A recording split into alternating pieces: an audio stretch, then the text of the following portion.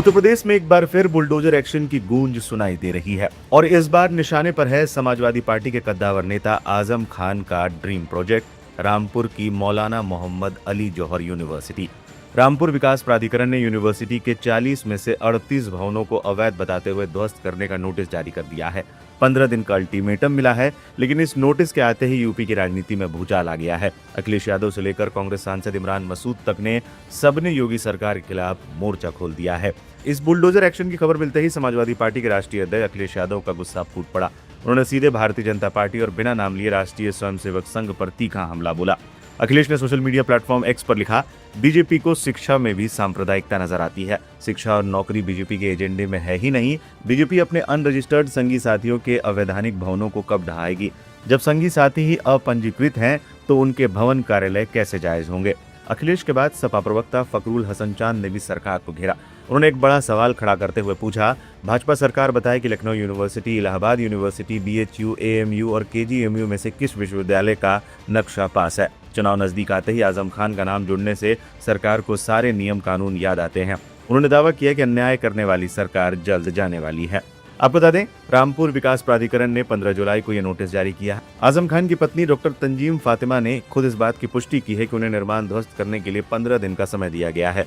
प्रशासन का दावा है कि यूनिवर्सिटी के इन भवनों का नक्शा स्वीकृत नहीं है। इस मामले में अब कांग्रेस की भी एंट्री हो गई है। सहारनपुर से कांग्रेस सांसद इमरान मसूद ने इस कार्रवाई को पूरी तरह से गैर न्यायसंगत और नाइंसाफी बताया। इमरान मसूद ने कहा, अगर आजम खान से कोई राजनीतिक दुश्मनी है तो वो पहले ही जेल में है, लेकिन शिक्षा के मंदिर पर बुलडोजर चलाकर छात्रों के भविष्य को बर्बाद करना कहाँ का न्याय है? अगर नक्शा पास नहीं था तो उसे तोड़ने के बजाय कंपाउंडिंग की जा सकती है।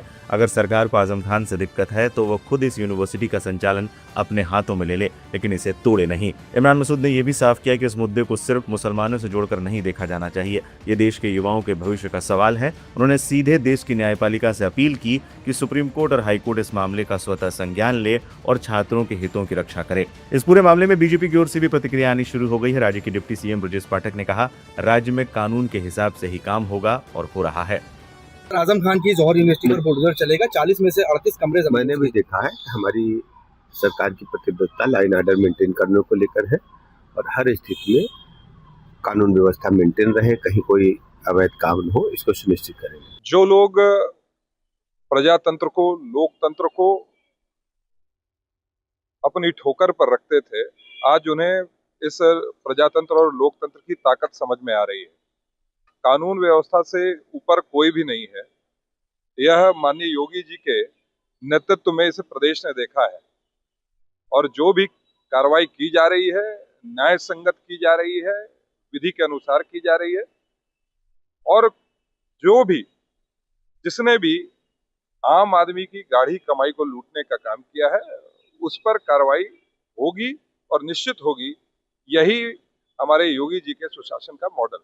इस बीच आजम खान की पत्नी जौहर यूनिवर्सिटी पहुंची और वहां मौजूद पुलिसकर्मियों को कोर्ट का आदेश बताते हुए देखी गई। हालांकि वहां मौजूद मीडिया के भारी जमावड़े के बीच उन्होंने कोई बात नहीं की और वहां से चली गई।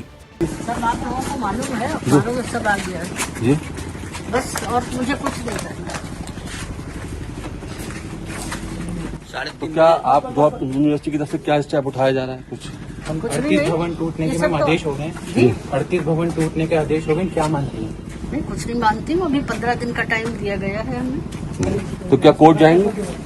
अभी कुछ कह नहीं सकते। अब देखना होगा कि क्या 15 दिन बाद सच में जौहर यूनिवर्सिटी पर बुलडोजर गरजेगा या फिर कानूनी दांवपेच या सियासी बवाल के बीच आजम खान के इस ड्रीम प्रोजेक्ट को कोई संजीवनी मिलेगी। इस पूरी खबर पर आपकी क्या राय है? क्या यूनिवर्सिटी को तोड़ना सही है या सरकार को इसे अपने कब्जे में लेकर चलाना चाहिए? कमेंट बॉक्स में अपनी राय जरूर दें।